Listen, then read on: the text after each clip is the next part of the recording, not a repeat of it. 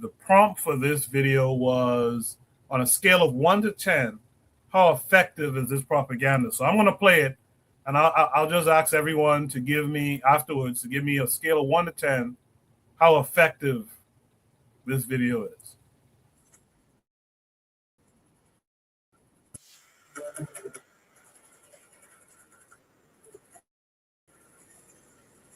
The volume, the music.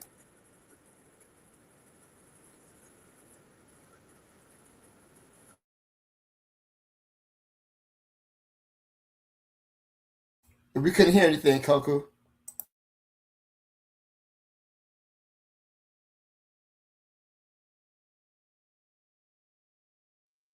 It's okay. The images are enough. I don't need to hear it. Man, that was some good shit, man. Run that back. I want to see that again.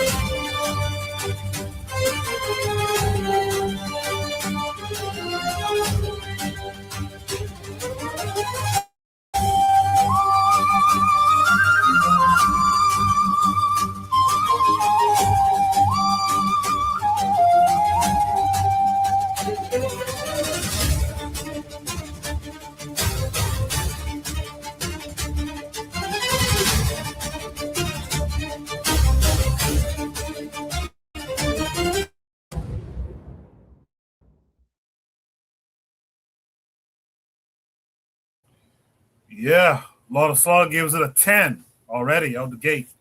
Let's just go right down the line. Brother Bakari, what would you give it on a scale of 1 to 10? The propaganda here. On a scale of 1 to 10, I don't know, they get about a 10. I'm gonna rock with Lord of Slaughter. 10. All right, 10. Sister Cheryl.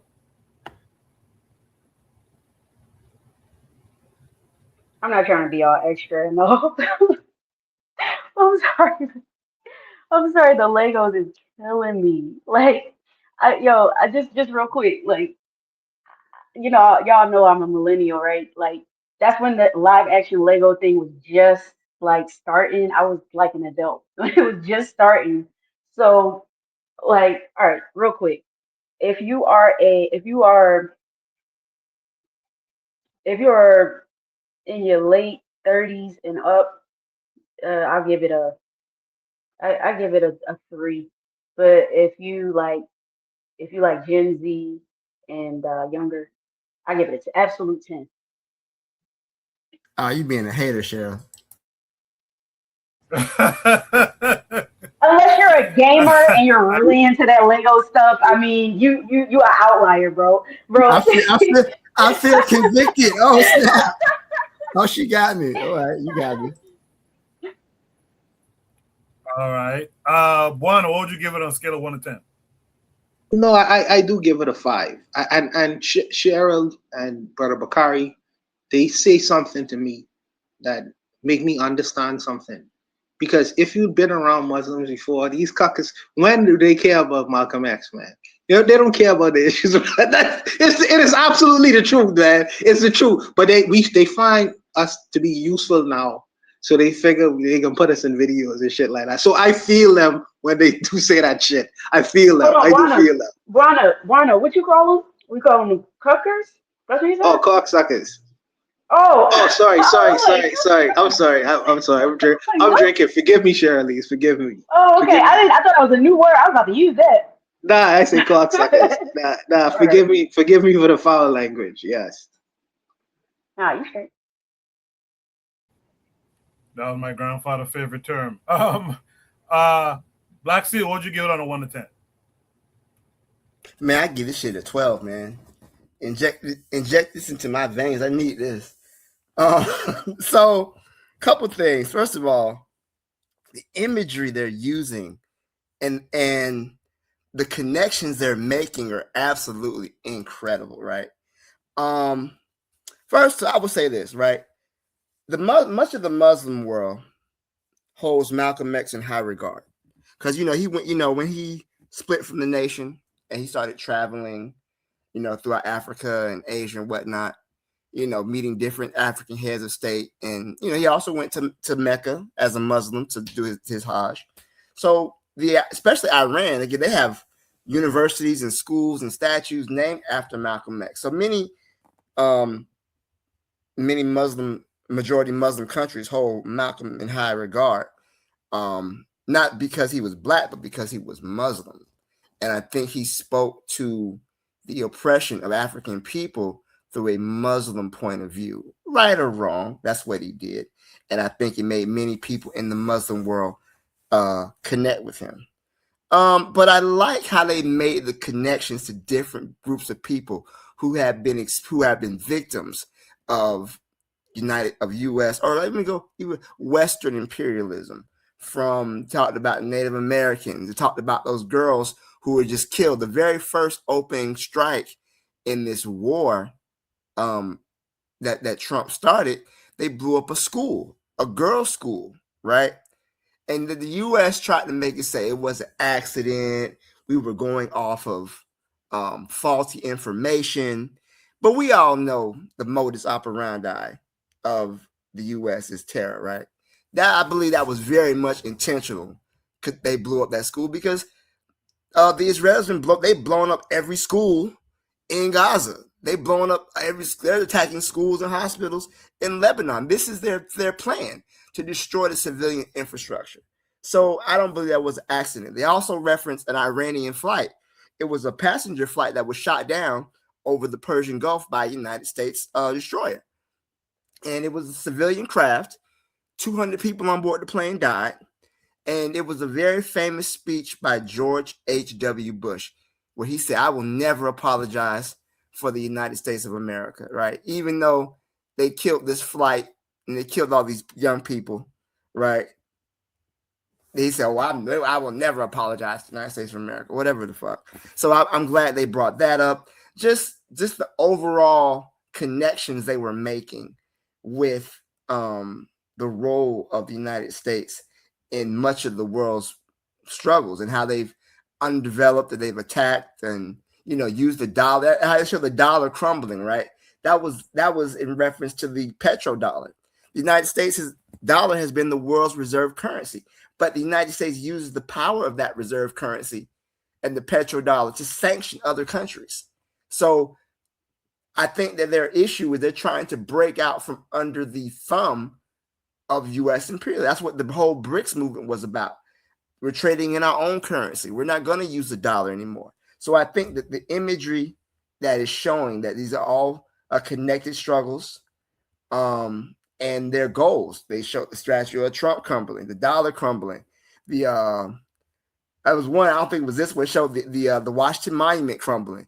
That was one thing they had. It showed the Statue of Liberty. It had the head of what's the demon? Baphomet, and it was destroying that because their understanding of the United States and Israel too going to tie them as the great Satan, right? And we understand Satan to be the devil or whatever, Lucifer, but also too Satan also means adversary. So when they refer to the great Satan, they refer to the United States as the great adversary and as someone to be overcome. So I think that just the imagery of it does a real good job of spreading the message, connecting the other ongoing struggles, previous struggles, future struggles. Again, it's really good, really well done. Really good imagery. I'll leave it there. Black Steel. Here's what I don't want. I don't want to associate the actions of the United States government with the people on the ground. See, if I was to come to you or Brother Bakari or Amma, and I would ask you all, do you all think it's right to bomb a school full of girls? Of course, you all could say no. Of course. Well, I don't know. Well, no, I'm thinking, of course, you all could say no, right? But the fact that you all have an American passport, right? People out of in the world will associate regular Americans with what their government is doing, and that is wholly unfair. But on the other side of that, I don't want to try to instigate or try to separate the typical American from their government, because every citizen have a right to be loyal to the government. Every citizen have a right to love their country and associate themselves to the country where they come from. So you don't want to, you want to just walk that middle line, because it's like we talking on topics that we seem like we pro-Iranian, but we're not pro-Iranian, we pro-justice. Right is right and wrong is wrong. When the Muslims bombed September 11, the empire, the towers on September 11, the whole world got behind that because they saw it as an injustice. It was an outright injustice to the world. So they was willing to send their boys or their girls anywhere where these people were who were to commit such an atrocity. Well, in the same regards, the Iranians, when they are bombed, when a school full of girls are bombed, this is an atrocity, and the world should get behind that atrocity, no matter where it comes from, because right is right and wrong is wrong. So it's so international. These international discussions are very complicated and complex, because you don't want to see him anti-American, and my American brethren don't want to see him to be disloyal to their country. Why not? I'm anti-American. Depends on who you're talking to. Depending on who you're talking to, Black Steel. Depending on who you're talking to. It depends on who you're talking to. This is a Fat African channel, but it depending on who you're talking to. So it just, you have to walk a tightrope, man. You have to walk a tightrope. I'm telling you, man. But see, but Bwana though, and Lord of Slaughter brings up a good point. People don't see African Americans as the people who committed the crimes against America. You can you can go all the way back, and I mean all the way back to when America first started colonizing overseas, right? Spanish-American War. Black people, black soldiers were the first ones up San Juan Hill in Cuba. Black soldiers fought in the Philippines to try to bring the Philippines under control. And then many black soldiers saw how the white Americans treated the Filipinos, right? So you had many black U.S. servicemen who defected, who left the U.S. Army and started fighting alongside the Filipinos. There's a black man from Tampa, Florida, by the name of David Fagan. He actually was he actually left the U.S. military and was fighting in the mountains in the Philippines, guerrilla warfare style against America.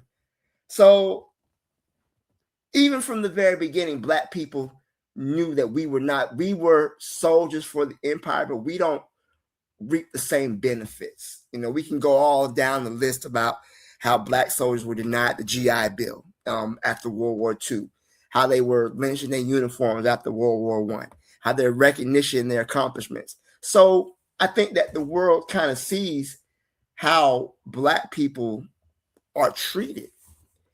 And then they recognize, okay, so we don't see you as American based on how they treated you. All right. I'll leave it there. Can I say something? Of course you can. I'm sorry, Bakari, just real quick. I also like the inclusion of the Native American in that piece.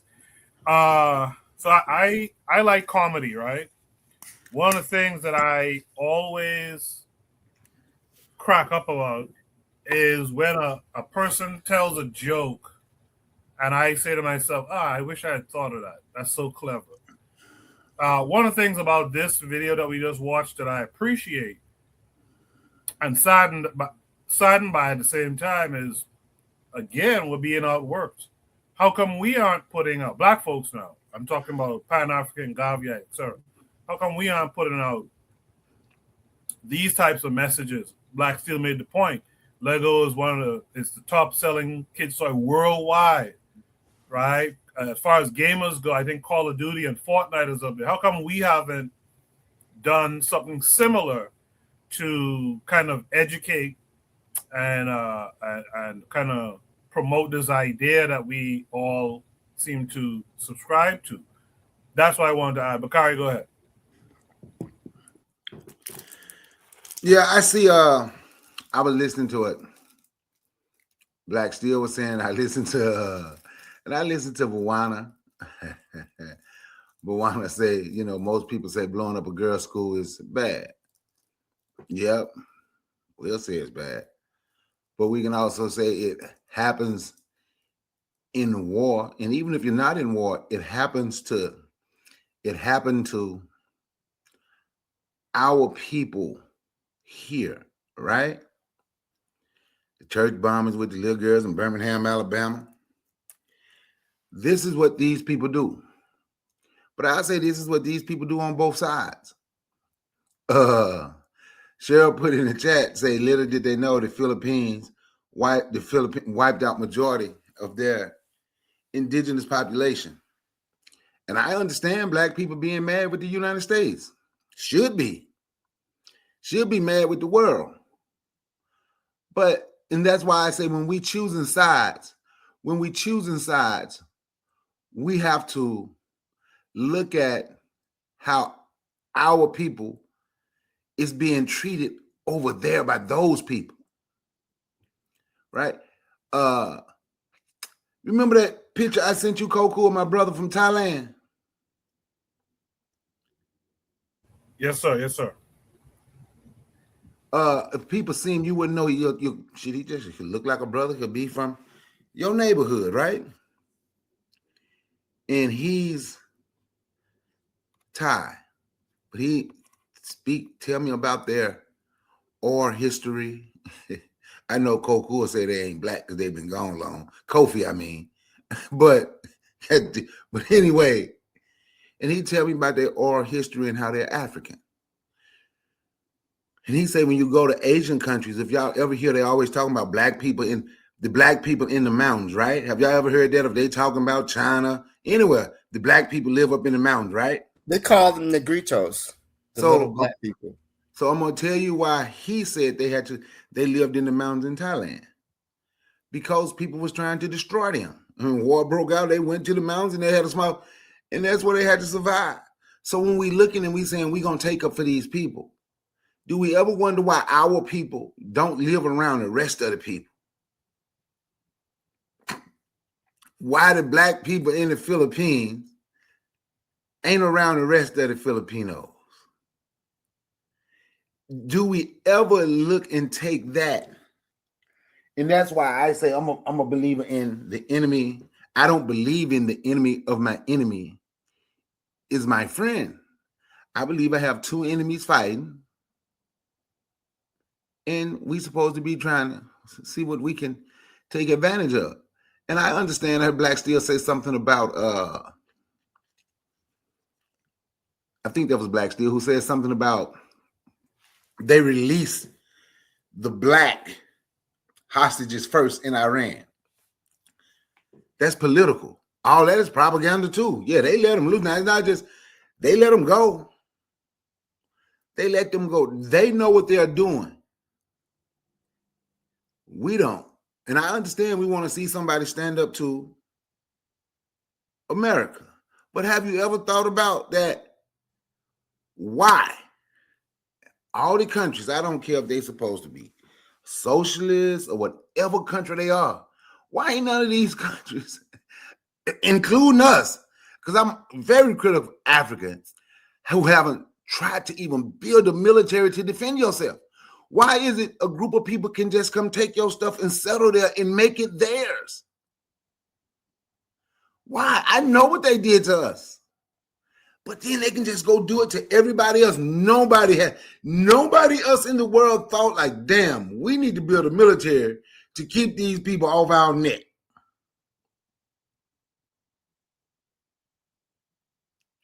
Speaking of that, brother Bakari. Speaking of the oh, sorry, go ahead, brother. I'm sorry to interrupt. Especially the African nations haven't even tried to defend themselves. That's all I was gonna say. I'm done. Yeah. So just to add to what you're saying, I don't know if you're aware, because since we just finished talking about Burkina Faso, and I know you don't agree with outside influence, but Russia, Russia just pulled up to Burkina Faso with a warship full with weapons to defend their country and build their military. I don't know if you saw that. You know, they barred the Russians from coming to Burkina Faso, and Burkina Faso just got a supply artillery from Russia to build up their military. They just did it, you know. So I think it's interesting that you mentioned that, because my man is trying to get all the guns he could get in that country right now. You know, it's funny that you mentioned that. And he should, but they need to be building them. See, ain't nobody gonna take care of you but you. Ain't nobody. Watch this. What was the main? What gun did the Afghans did the Afghani use? Where did they get their weapons from? They made it. No. AK-47. The Soviets. Russia. Who controlled them? Who used to control them? Russia. They had to come to them and get Russia off their back. Man, I'm just saying. If you look, Thomas Sankara said one time, he who feeds you controls you. If they got to protect you, they control you. I'm not saying don't use nobody, but if you are not trying to build your own, in which I believe in a thing that me and Koku was reading, we was going over, I believe Burkina Faso is, but I know it was countries that said they weren't taking no more weapons from Russia nor China because they were not giving them good weapons. Whatever, if they got the weapons, they had to learn to fix them and break them down and start making their own because the weapons wasn't no good. The only thing I'm saying is, man, look, if you don't do it, if you don't fix you, and you depending on somebody from the outside to fix you, and we think they're different. Oh, they're Eastern European and Asian. Okay. Let me ask, what's the purpose of an ally? Wouldn't Patrice Lumumba in Congo, wouldn't they supposed to be allied with Russia? No. But here's the thing: Patrice Lumumba was a part of the non-aligned movement, right? So basically, you had countries that was neither with the West or the Soviets, but the Belgians felt that Lumumba's actions of nationalizing the Congo's resources that put him into the Soviet camp, and so that's why they knocked him off and put him in Mobutu. But he wasn't allies with the Russians, but he wasn't enemies with the Soviets either. Excuse me. So, because the only thing I'm saying is I hear people keep saying allies. Because, for the longest I thought they were allies, but are supposed to be an ally. But what's the purpose of an ally when they can't come help you when you being destroyed? I don't know, man. Hey, Bakari, you sound like Trump. You sound like Trump with NATO. see, but here's the thing. I don't sound like Trump because Trump did that. Trump told him to hell with y'all. I'm gonna break all this up. We don't need y'all. That's what Trump told the people that won't help them now. I'm talking about the people. Man, I don't know, man. I just see things a little different than other people. I just do believe I just do believe that everybody have an agenda, and I believe if somebody have to make your weapons, they ain't gonna ever give you anything to defend yourself against them. That's just. You know what? Everybody does have an agenda, and we're not looking for friends. Dr. John Henry Clark said black people have no friends. But I don't think we really need any friends. We just need each other. And I think that whatever weapons, artillery, whatever you can get that you can use, because the Russians got their own play. The Russians want to keep the United States from having control in Africa, right? They want a multipolar world. The U.S. wants a unipolar world. They want to be the ones to call the shots. So I think between these two countries, these two ideologies fighting, sometimes, and let's be honest, black African nations aren't in the position to really manufacture stuff at a large scale like this. You know, we don't have that industrial power.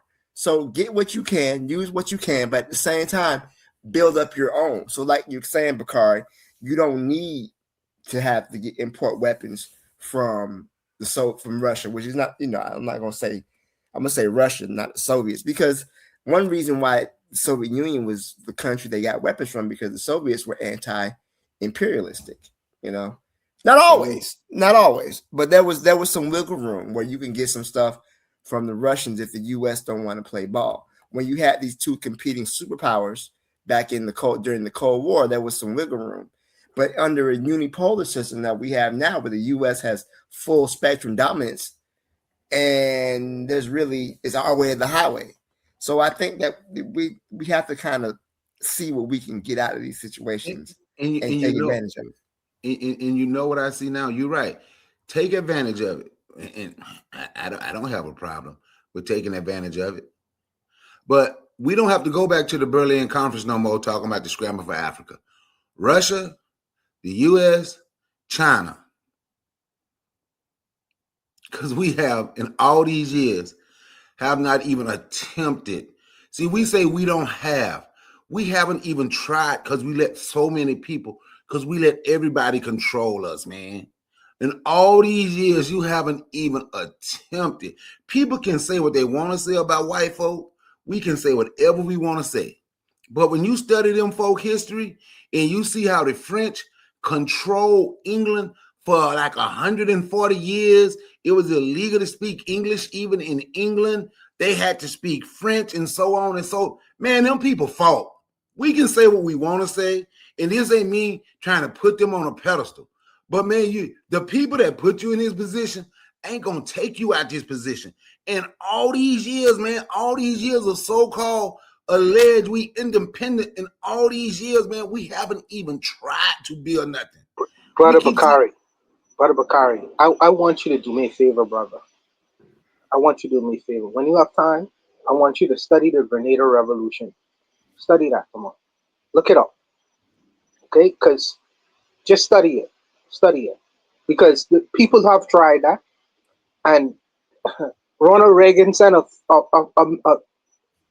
this is the first time a Caribbean island actually got fighter. They tried to fight a war against America, bro. They just was unsuccessful at it. We tried it. We tried it in Haiti to be completely independent. You know what I mean? We try it, brother. We did try it. Don't say that, bro. I tell you what, just study the Grenada Revolution. African nations haven't tried to build a military to defend themselves, is what I said. That's what I'm talking about. Defend themselves now. Okay. I would say so. Look I would say this. In South Africa, they did when they were fighting apartheid. That's what the ANC was about, right? Building a military. And they were very effective. What happened in Rhodesia during the so-called Bush War? You had Zimbabwe. Thank you. Zimbabwe. Formerly Rhodesia, the Rhodesian Bush War. Now is Zimbabwe, the proper name. Return to the country.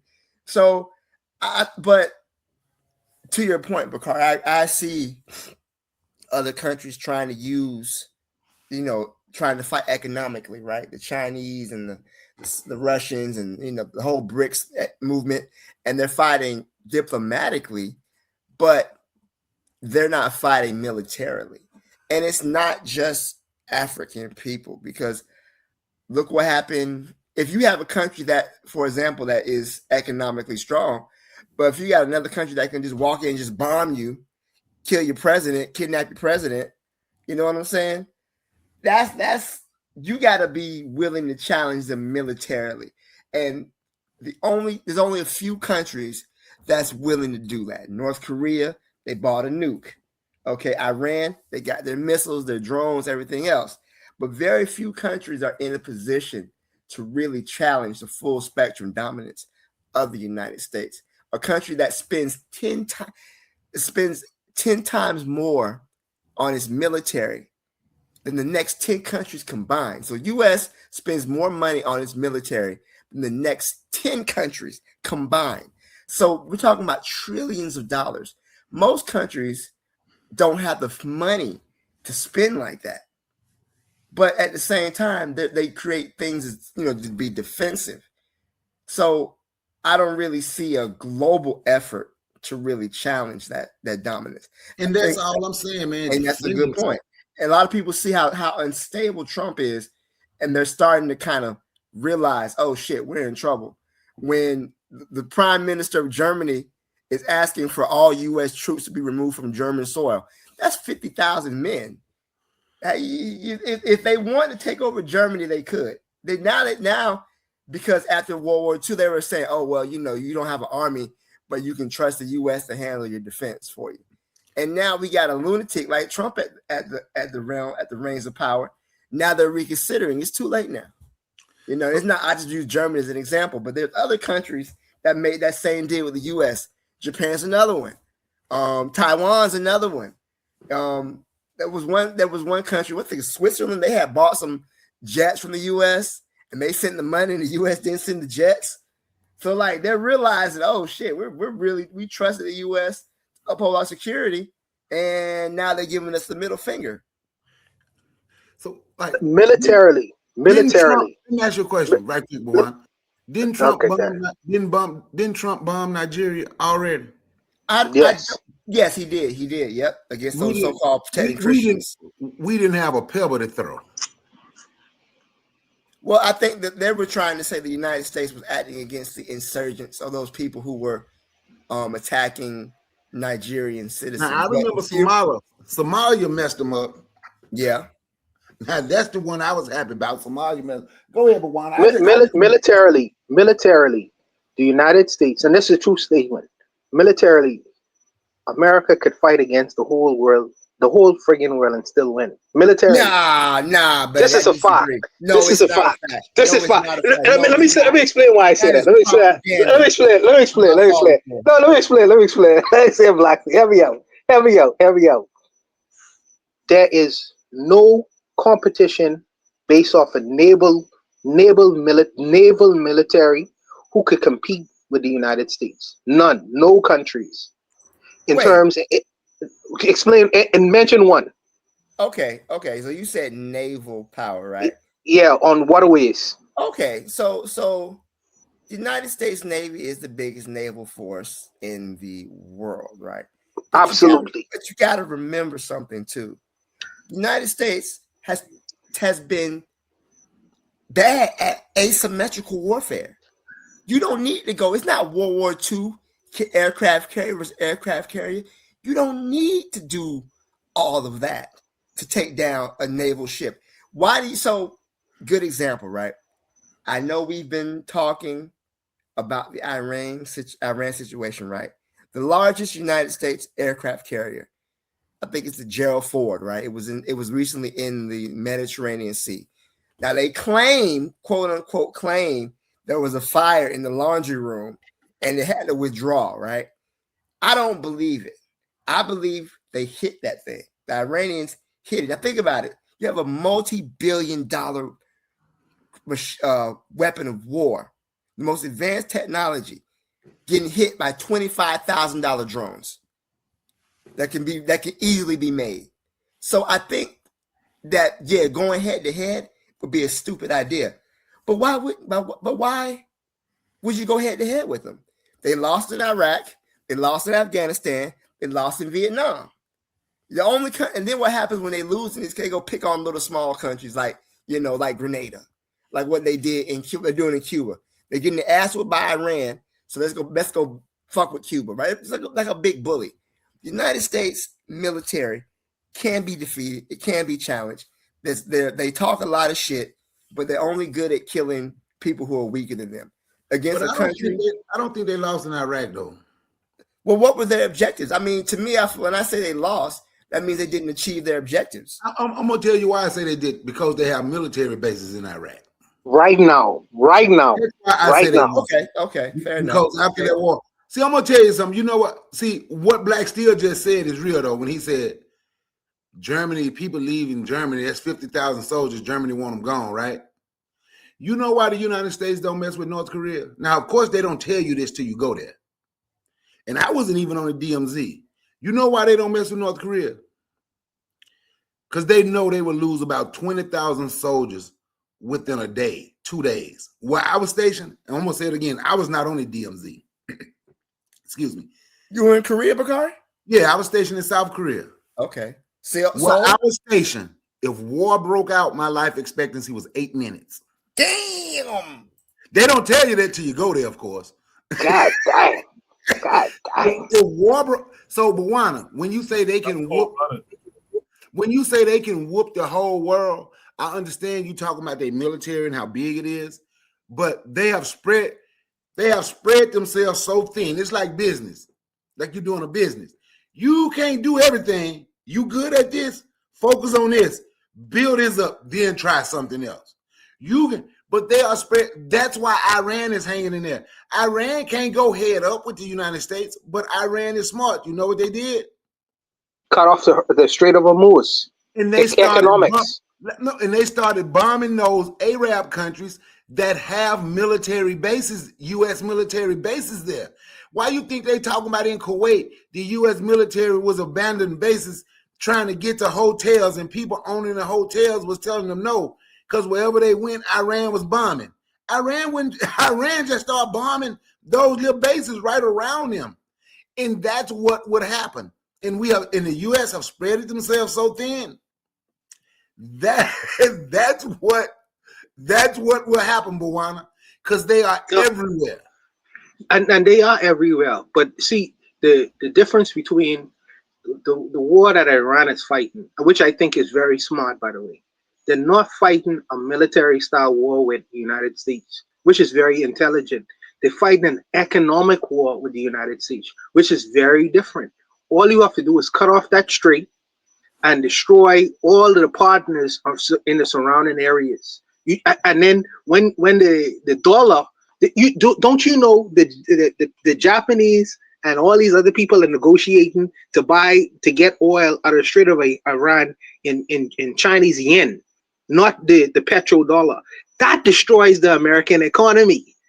You know what I mean? So if you could destroy the American economy without, they're not fighting strategically on a military level, they're fighting economically. There are different types of war. There's biological war, there's economic war, there's ideological war, there's all with the cartoons we just was watching just a minute ago, there's all kind of different fronts you could fight a war on. And I think that this is the difference, because when your opponent is greater and stronger than you, you can't fight him in the same regular way like Russia or China fighting with the United States. That's an impossible battle. So you got to fight them strategically. And this is the reason why when I have discussions with you, I say it's other ways to fight, brother. It's other ways to fight. It's other ways to fight. And I agree it is. But you know what my concern is now? When they shut this government down over here for because they don't want to give nothing to ICE, right? Even Republicans have come out and said the Democrat created deals that could have got TSA paid, but they want to keep funding ICE. I'm going to tell you right now, with an idiot like this in office and he want extra power, don't be surprised if he turn ICE loose on his citizens. They'll already put like 175 $175 billion into ICE. So I think we need to be prepared here, because the dude is crazy. And I agree with what Black Steel said. They upping up over in Iran. They're gonna find something small to attack. When he said, because I think it was Black Steel who said this too, about when he said if you and Black Steel may have said about if you was within 10 feet of the Oval Office or something like that, he gonna basically give you a pardon, and he telling those people, you can just go commit crime. I'm gonna tell you what go back to me, and that's why I'm steady stocking up. And by the way, there's an ammo shortage, so you need to start getting some. Yes, again. So you need to start getting you some. I can help you get some cheap, for real. I can help you get some pretty good ammo at a good price.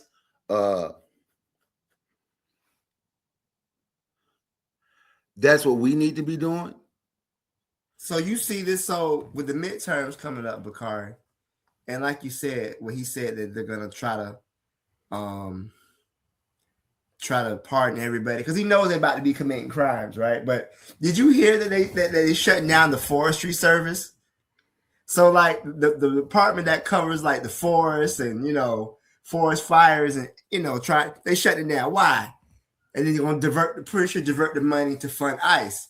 It reminds me of when you have a business that's going out of business, and they try to sell everything, and that's what Trump is doing. It seems like, but like you said, he knows his administration is committing crimes.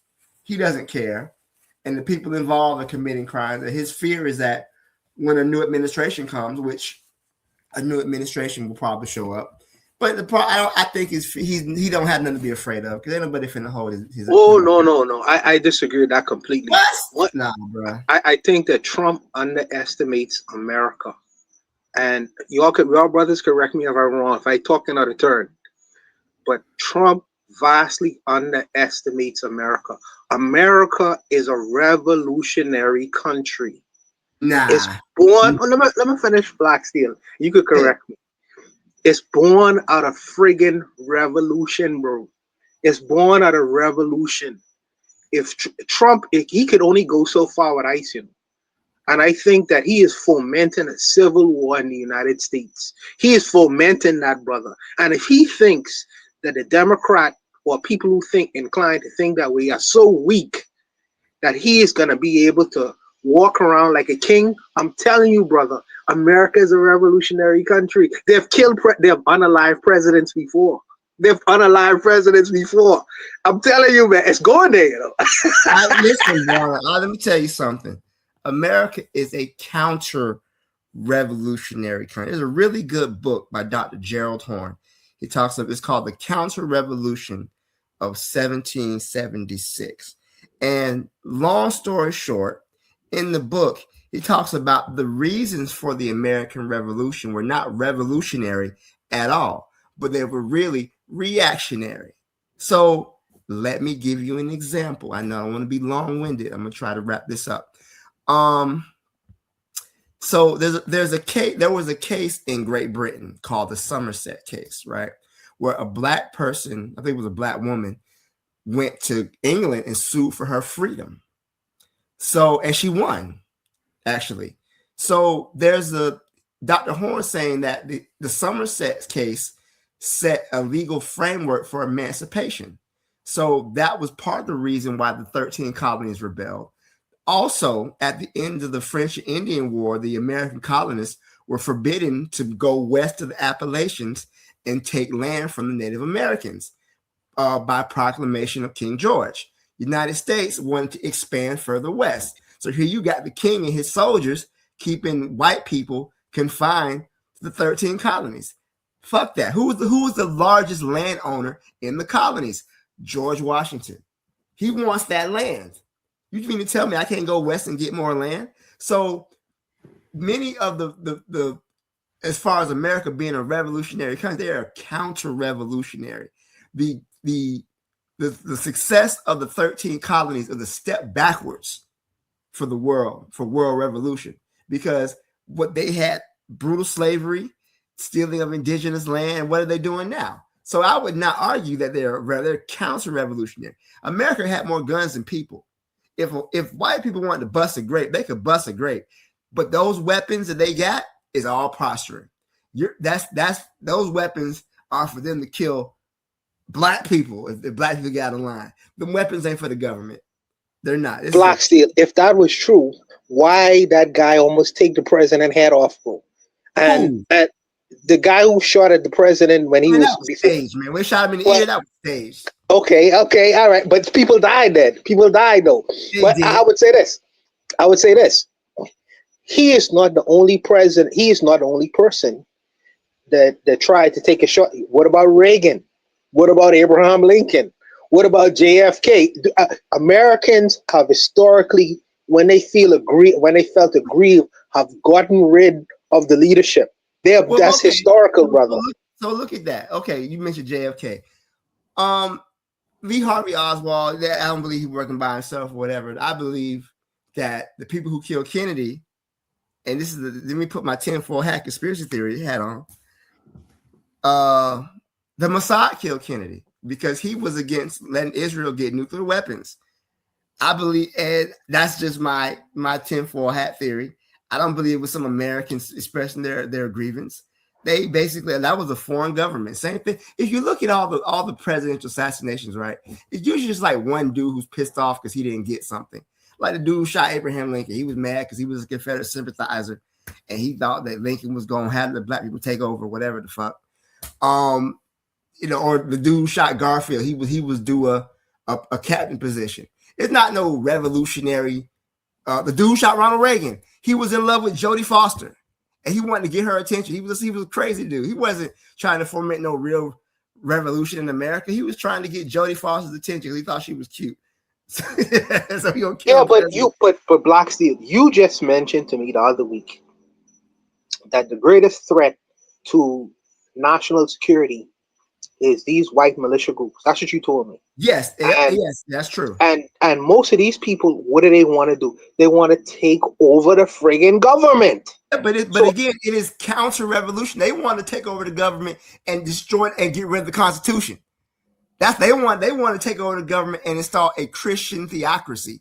They don't want to take over the government and abolish private property and install a social and socialized medicine. They want to set up a government where Christ is king, and if you ain't Christian, you got to die. So again, they're Christ is king. You laughing, but a lot of these, I call them the American Taliban. Everything the Taliban does, they love it, except it's just instead of Allah, they want Jesus in charge. That's it. The only difference. You know what? I agree, Black Steel. They're the greatest terrorists in the world, and always talking about somebody as a damn terrorist. What's his name? Pete Hegseth, the Secretary of War. Pete Hegseth is legit covered in white nationalist tattoos. He got the Crusader cross on his chest. He got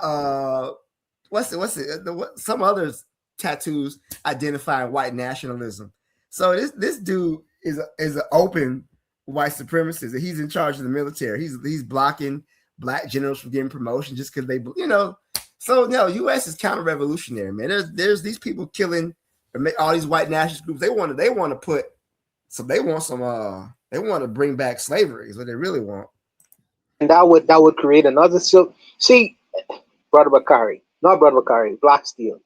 If the right wing people have their way, they're gonna remove all of the civil rights gains of the 1965 situation, and they're gonna go back. The response to that will be many black people and Indian people and colored non-white people who are gonna rebel against that. First of all, that's the first thing. And white people, by the way, who are married to black people, who are black persons adjacent.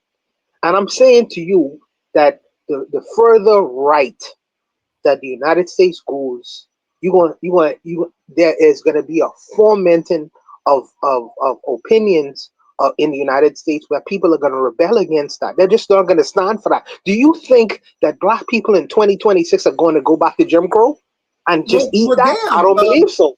Well, how much further right we got to go? We already got the concentration camps. How much further right we got? I don't see the no blacks allowed signs yet. Call me Black Steel when there's no Negroes should have to drink in this water in 2026. When that shows up, then we'll see. That's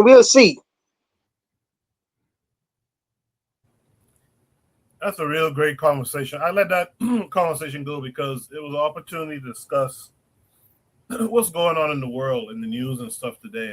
And we also got to talk about the propaganda thing. If you guys will allow me, I want to do one more prompt. A bit of a Sorry for cutting you, Coco. But Shirley has asked me if I've lived in the United States before. I can tell you the places I live in the United States. I've lived in Kentucky. I've lived in Florida. I've lived in New York.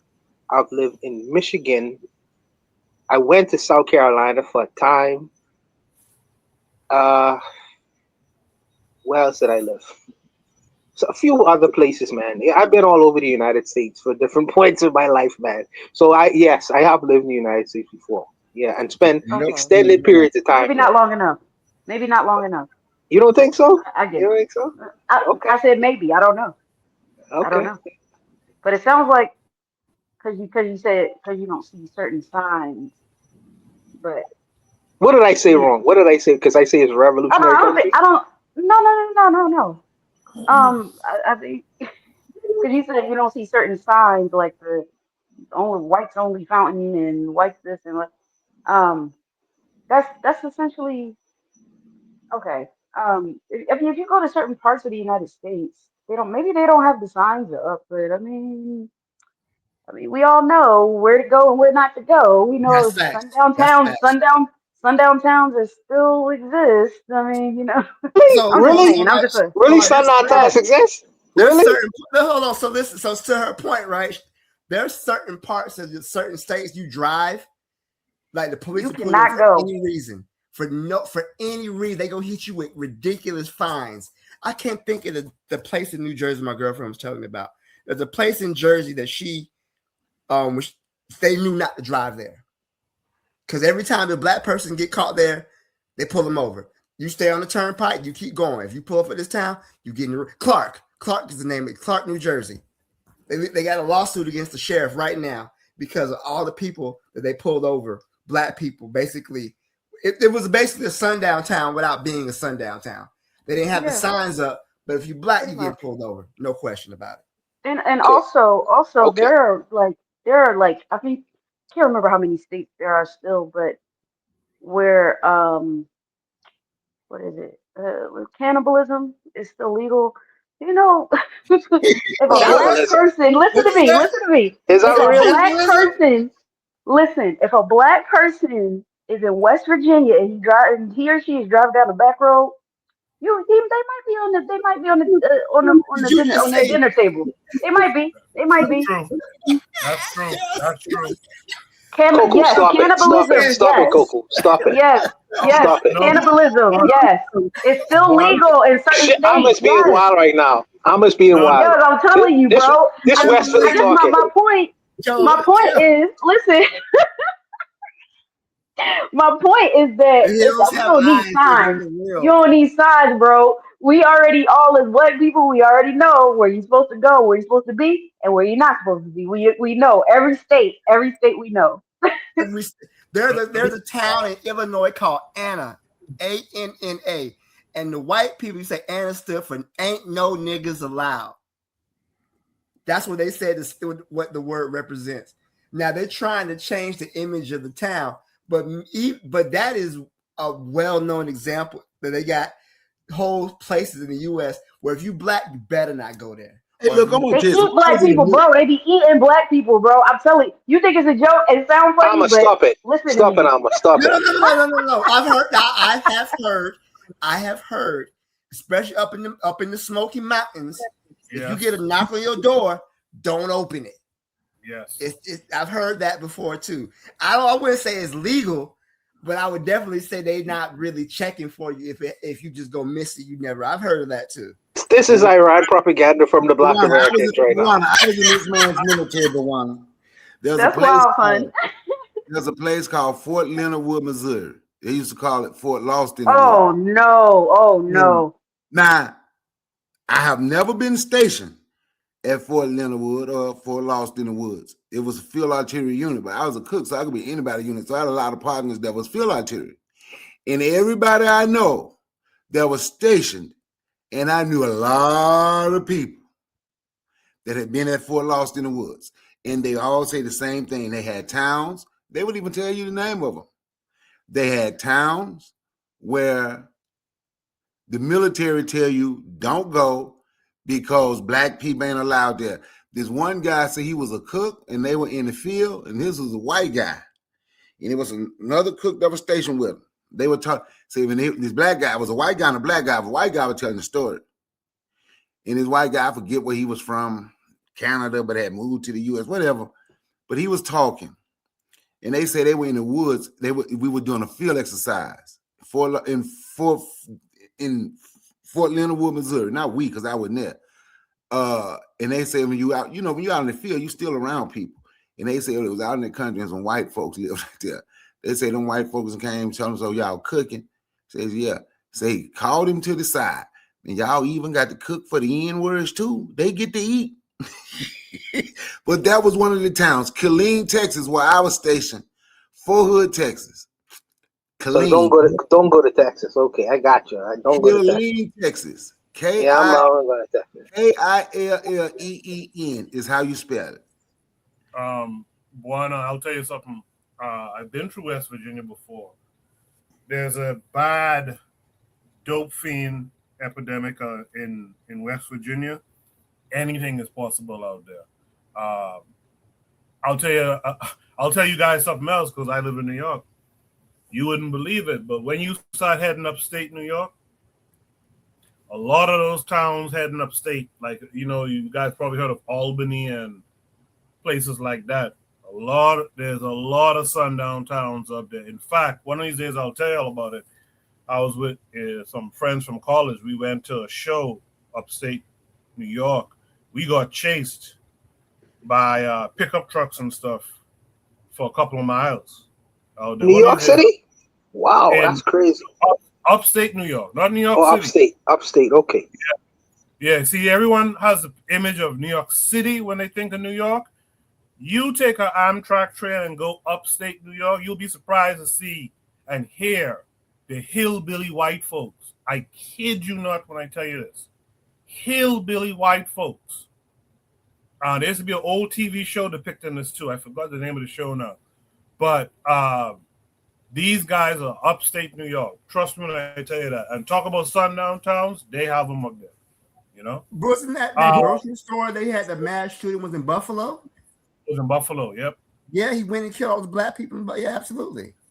Yeah, a lot of sort of knows what I'm talking about. Between New York and Syracuse. Any of them big cities you hear them talk about, there's a bunch of small little townships and smaller little cities in there. Trust me. I stay in South Florida where the immigrants are. I can stay in my little South Florida areas. Well, I don't know. I can stay in them areas. I ain't getting the big house, man. I'm not going. Man, they was drowning black folks in the Everglades and stuff, man. America, like I gotta agree with Black Steel and them and Bakari and Cheryl. As an immigrant person, I've been here long enough to see that they may not have the signs up anymore, but you kind of know. You know what? Let me stay from around there. Right here in New York City, actually, you guys probably heard about this. When they ran down a black kid, a gang of them in Queens, New York, here, Howard Beach, and stomped him to death, man. You're kidding. Bensonhurst in Brooklyn here. My mother told me, may she rest in peace, my mother told me when she first came to the States, she went and did a little job in Bensonhurst. She said they ran her. She had to run to a train station to get safe. Wow, that's crazy. That's crazy. So, and let me tell you something. Every white person, even if they don't engage in those activities, all of them know. All of them know somebody who has, or of somebody in their family or their friend's family. They all know. Absolutely. I was going to go to another prompt, but I'll save it for next week. While I got you guys here, man, let's get into the shot. Wait a minute, Coco. Since we talking, ain't 11 o'clock yet. We can still talk. Philly. My brother and sister went to Lincoln, and I think Lincoln out in the boondocks, right, Amma?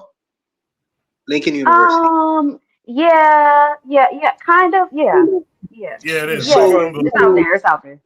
It's an HBCU. Hell yeah, it's in the boondocks. Yeah. So when I went to that graduation, I saw like a bunch of black. I actually like Philadelphia. You know, I thought it was like a black city, you know, with a Yeah. bunch of Amish people there or whatever. So Philly ain't safe either. You don't come to Philly either then. You know, okay. Here's the thing, because there's Philadelphia, and then there's the surrounding townships. So, if you, for instance, go um to Lancaster, PA, which is not far, you catch an Amtrak, probably get there in under 2 hours.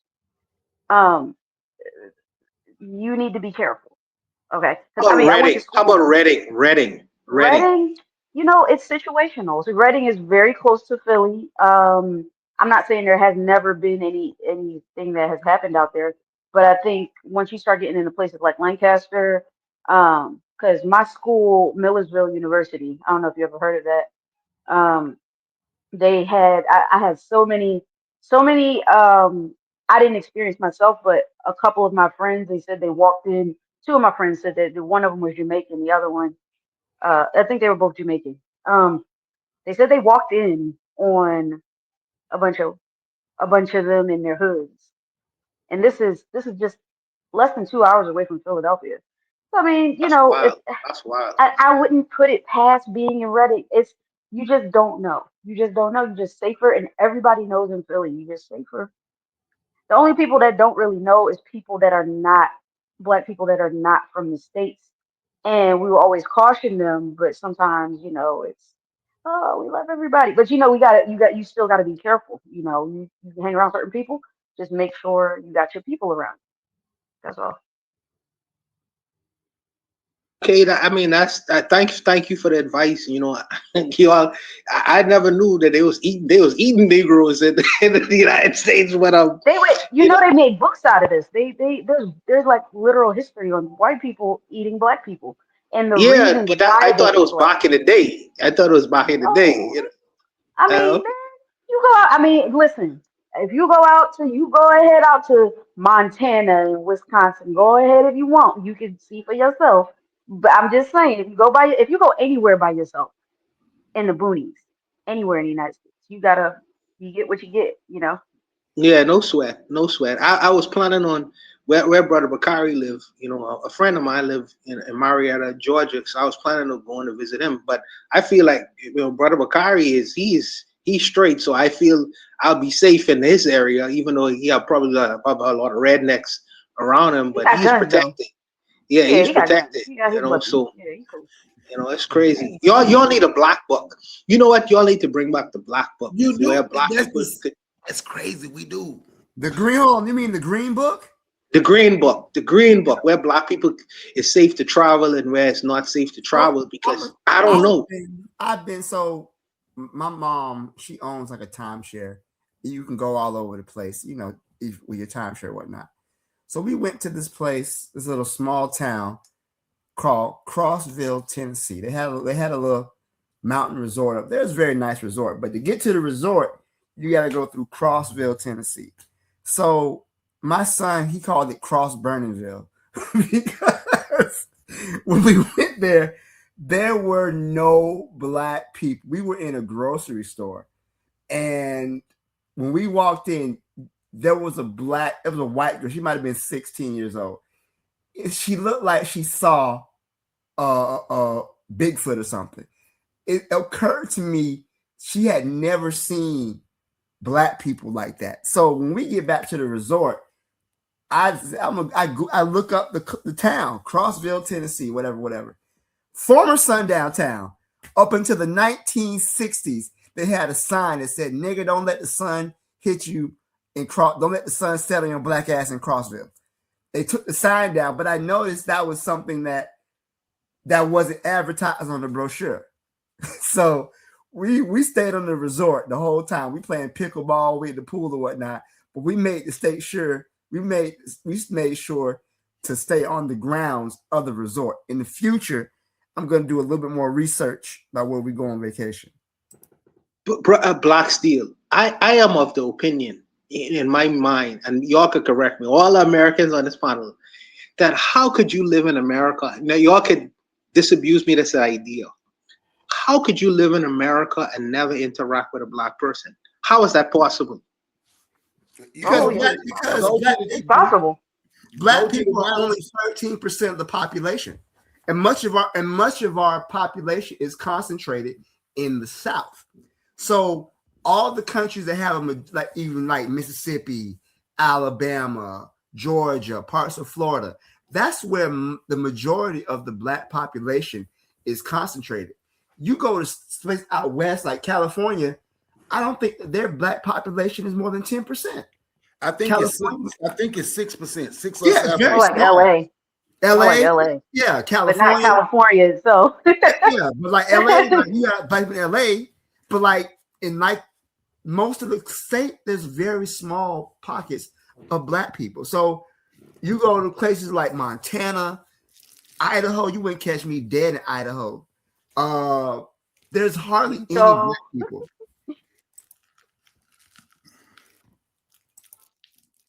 I'm sorry, Shay, you finna tell a story? Go ahead, I'm listening. no, I was just saying Utah. Right. Black people, Yeah. I don't even know of black people in Montana. I'm sure South Dakota, North Dakota, ain't no black people up there. I'm sure there's like because the three. military, the Maybe problem there's is like the three. military bases. Yeah, you have some black people might be stationed out there in the military bases, but for the But most part, regular people, mm-mm. You got yeah, places for like the most Utah. part, you're not gonna find them. Ain't no. Look, man, I'm gonna tell y'all a story right quick. Then I know Koku ready shut it down. I was going to Miss. We stopped. I'll never forget. We had a flat in this little town called Heflin, Alabama. Heflin. And I walked in the store. I'm like, yo, they got a tie shop around here. It was a black lady working at the register. And me and my nephew, when I got out the car, I'm like, damn, boy, these white folks looking like they ain't never seen no black folk. So I go in there and I talk to it was a black lady at the register. I like, they got a tie shop around here. I promise you, this was her word. You know, they don't like our kind around here. I was like, huh? What kind? What the Around hell here. is that? I'm like, what? I'm like, all right. I told my nigga, because I was trying to get a tire so I could have a flat, because I still got like 5 more hours to ride, right? And I ain't want to go that far without a spare. I was like, man, I'm just going to go ahead and put this spare on here, and we'll stop in Birmingham. Birmingham was only about 45 minutes away. I said, man, we'll stop in Birmingham. But her exact words were, they don't like our kind around here. The high sheeter.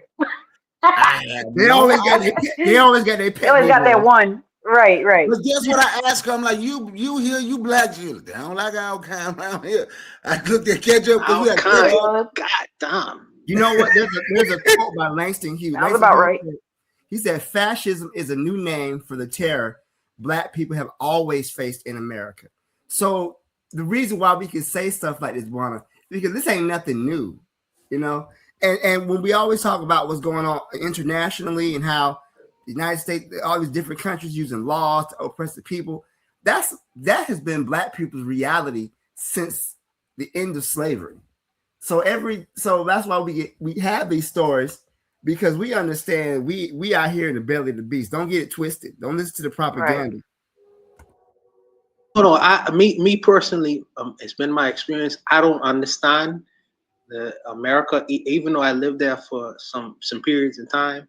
So I'm very quiet in the United States. I observe.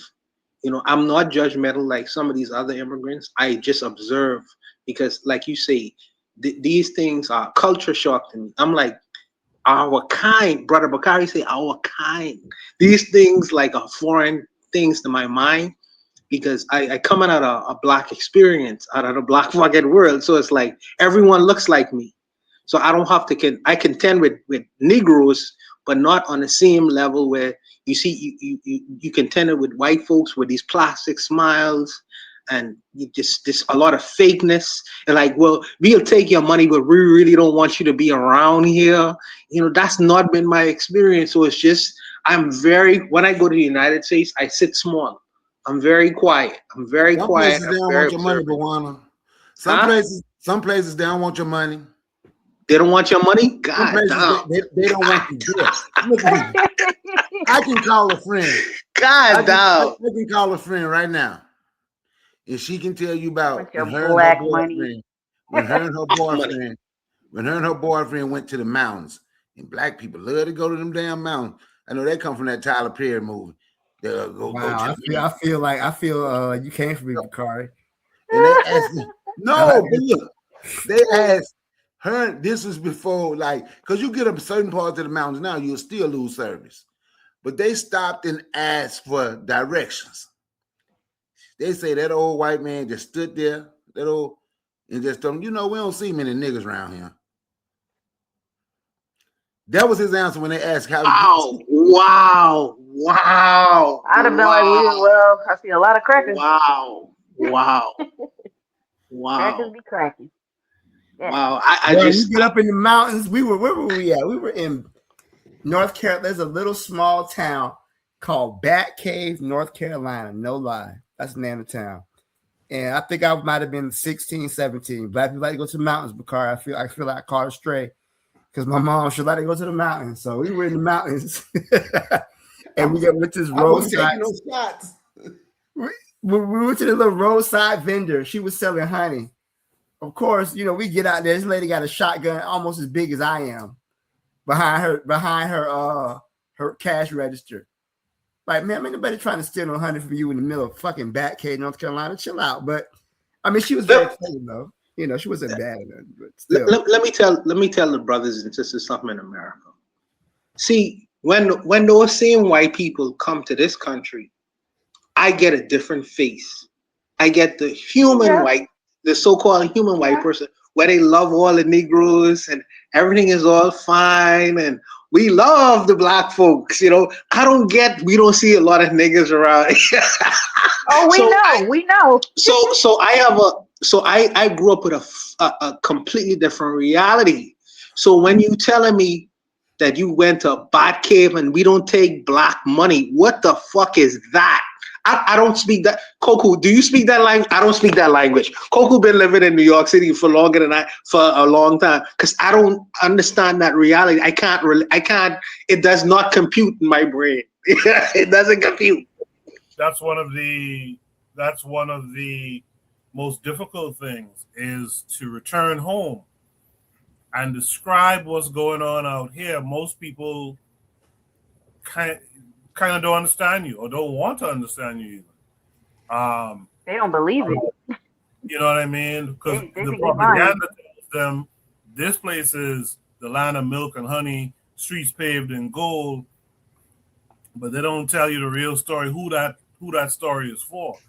And so it's hard to, but the one thing I don't get, because even though I like Buana, I come from that experience, this idea that a lot of foreign blacks try to perpetrate out here that they didn't know they was black in their country is nonsense.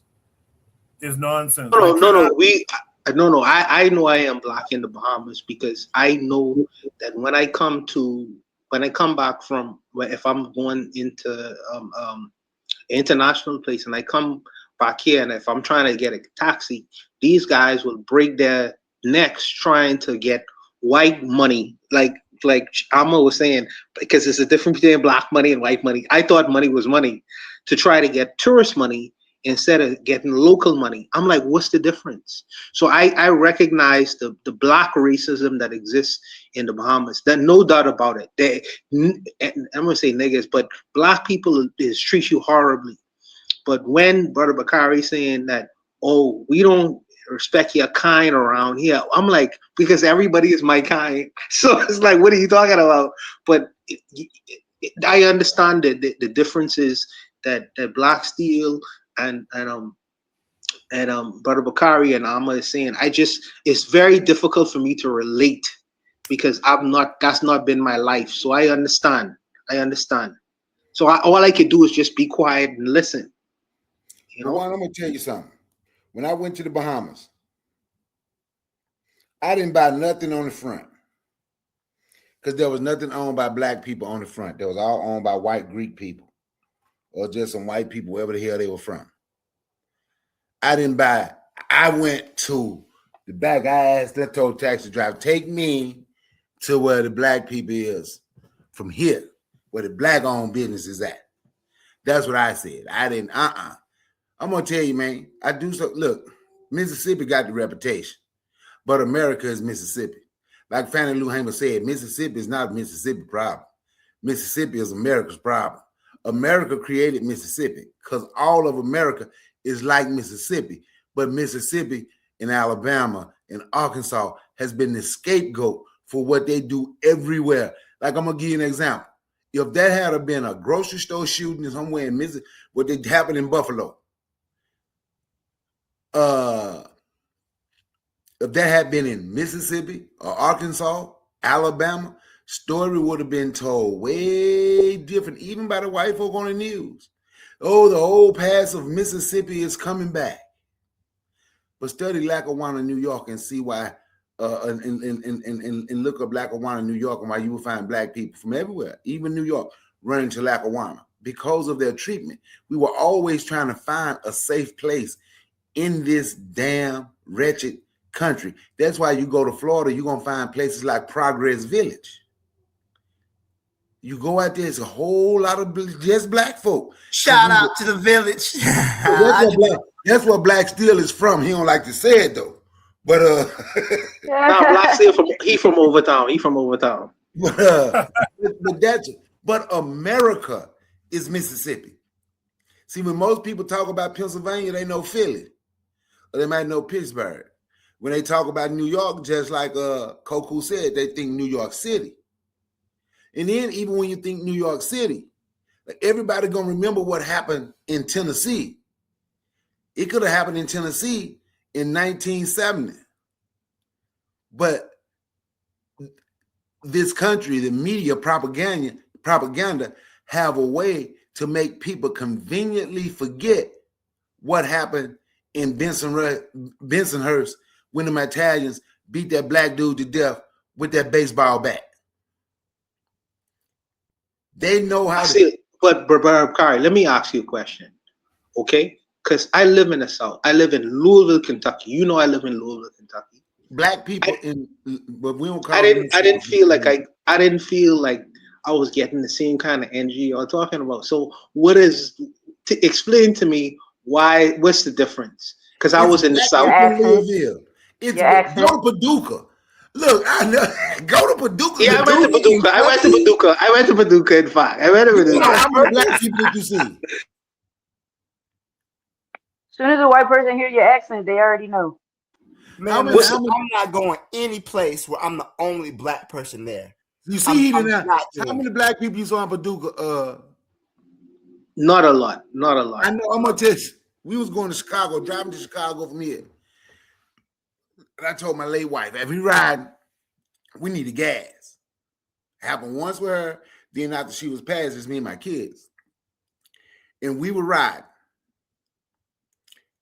And we'd go to the gas station. It was a black dude with his wife out there in a truck. He was like, man, we need gas. But I wasn't getting out this car. He said, this dude walked up to me. He said, bro, you don't know them looks. He said, we gonna make like we know each other. Me and you and our family gonna walk in these stores together. We gonna leave together. Cause bro, they want to try. My doors was locked. My hand on my gun. That's literally how it is, man. When you go to these places here, and when people think Illinois, I think Black Steel named the city in Illinois. They just think Chicago. Man, I'm gonna tell you, I did about 75 miles on film, man, one night going to Chicago. Me and my kids, and I need to get my son. Like, Dad, I think it's this time. He was about 11. Dad, there was a gas station down there. Man, it was one light on that road. I say, no, son, that ain't a good road for us to stop at. Man, I drove about 75 miles down there till I saw some lights. And when we saw some lights, we pulled over. We had crossed over into Illinois. And that town we stopped in was like Paducah. And the same thing happened. This black dude was like, bruh, because he had a car with him. It was 2 cars. Then it was me. He said, you just got your kids with you. So we going to walk in here with you. We ain't going to leave you because they funny out here, but we all need gas. So we going to ride from here together. You go in there, take the kids to the restroom. Crazy. That's crazy. Take the kids to the restroom. Do what you got to do. Fuel up. We going to leave it. Now, we going opposite ways, but they don't know we ain't together. So even though we don't know each other, It might not even got along if we lived in the same neighborhood. Don't even know. But we had the decency to say, you know what? We ain't gonna leave each other here. We gonna be together. Yes, in this country, bro. That's crazy. That's Yeah, crazy. you have to That's realize, freaking Warren, crazy. black people only make up 13%, 13, maybe 14% of the population. So again, you go to certain parts of the country, there's going to be hardly any presence of African Americans or any type of people of African descent.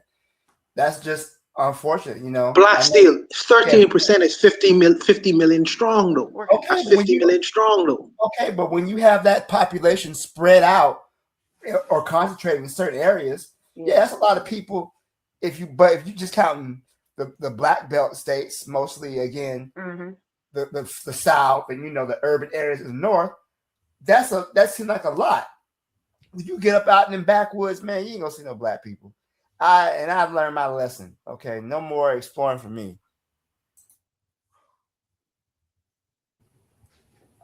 All right. Good conversation. Yeah, very good conversation, as a matter of fact. Because sometimes we need to let other people know exactly what the circumstances are where black folks live, Let's do some shout outs before you guys leave the panel tonight, if you don't mind. I'm just going to go straight down the line. Brother Bakari, what would you like to shout out this week? As usual, I got to start with shouting you out for hosting. Shout out the whole panel.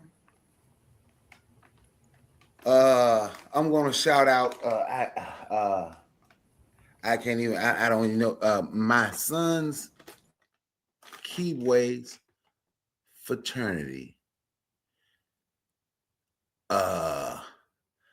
Phi Beta Sigma, what they say, they are the fraternity of African kings. They sent the black man that just went to the moon or whatever was part of their fraternity. A black man with a black wife and 4 beautiful black daughters, by the way. So I'm gonna shout that out, man. And you right, Lord of Slaughter, it best to stop at truck stops if you're in an area where there's a truck stop. On that note, man, that's it, man. And thanks for letting me speak. Bakari, before you go, and thanks for coming through. Real quick before you go, did you have any family from the South who had to leave the South and come to the North? Just real quick. That had to leave, far as my knowledge, no. I'm trying to think and see. Well, my daddy's side, no. I think my mama's side had somebody that left, but had a couple of people leave. But my daddy's side was a little different. And what I mean by a little different, as my mama would say, they could read, write, and count. And they wouldn't scare the white folks. So white folks couldn't take their land. So my dad's side family, they acquired like 4,000 acres of land. My mama's side of the family was a little bit different. All right. I appreciate that, Brother Bakari. Sister Cheryl, what would you like to shout out this week? No, just everybody on the panel. I feel like, this was a good panel. So just shout out to everybody. That was a great conversation. Appreciate that, Sister Cheryl. Shout out to you, your husband, your baby. So shout out to all of you, and thanks for being here as well. Black Steel, what would you like to shout out this week? Shout out the chimpanzee civil war that's going on in Uganda right now. It's a war for the Planet of the Apes going on right now, man. So apparently this troop of chimpanzees is broken up and now they're fighting each other. So apparently the CIA is backing one group of chips. So I've been following this with great interest. Every day we wake up, it's just more shit. So sometimes I like to find something positive. It's not something positive, it's something to laugh at. But yeah, shout out to the chimpanzee civil war. I hope they come to a understanding and stop the violence. I saw a video where they were squaring off in some forest. I was like, wow, this is really happening. Bro, chimpanzees are the most violent of the great apes. So gorillas is kind of chill. Orangutans is kind of chill, but chimpanzees are known. They snatch other chimpanzees' babies and eat them.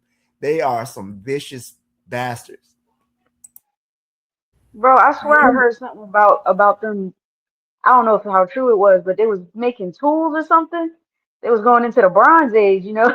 Yeah, no, was like making tools. Was that no, serious? that's true. That's true. Chimpanzees are known to use tools. What they do is that they'll take a stick and put it in a termite mound, and let the termites crawl on the stick and then pull it out and eat it. Ah, Yeah, I thought they were like using them against each other. Like they use rocks, they use sticks. So I don't know. Crazy. They got to the point they making spears now. We ain't talking about the Planet Apes. That's what I'm saying. Spears. Oh my God. But they do use tools. They do use rocks and sticks as weapons. I don't know if they've gotten to the point that when they start making fire, it's time to leave. It's time to leave.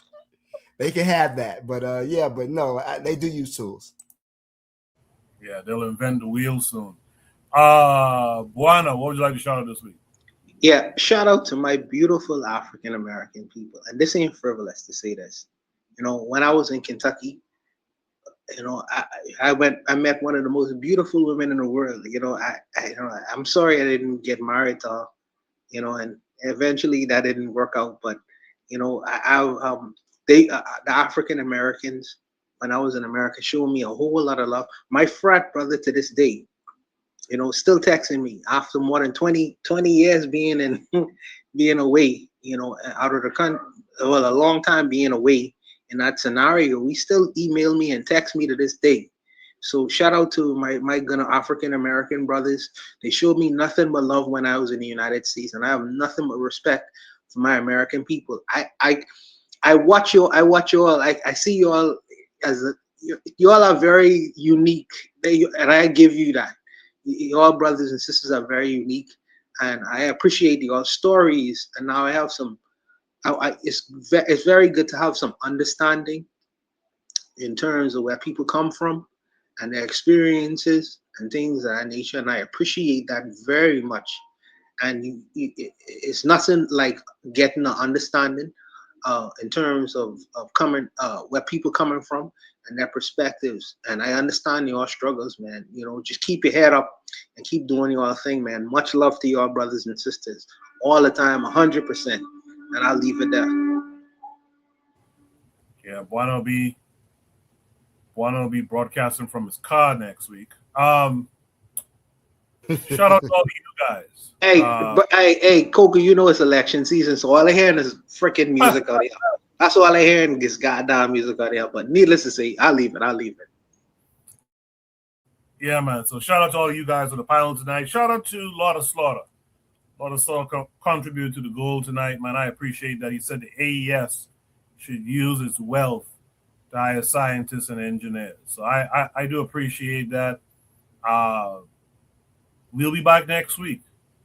I might reach out to Jacadero to host next week. We'll see. But we'll be here next week, 8 p.m. Eastern Standard Time. Join the Discord if you haven't. Post your prompts, man. I noticed that it's down to me and like Black Steel and who else? I guess Trigger or someone now posting most of the prompts. But you know, if you're on the Discord, check in, post your prompts so that your topics can be discussed as well. I'll see you guys next week, man. You guys be good. Peace.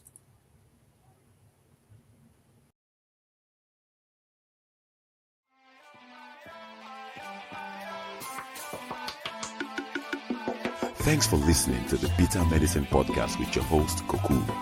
If you like what you just heard, we hope you pass along our web address, bittermedicineblogs.com, to your friends and colleagues, and share our show to all your social media. Be sure to check out our archive section on our website for previous podcasts. This has been a KWAZ radio production. Join us next time for another session of the Bitter Medicine Podcast. Follow us on Facebook at Bitter Medicine Show, Twitter, Bitter Meds, Tumblr, Bitter Meds, Instagram, Bitter Medicine.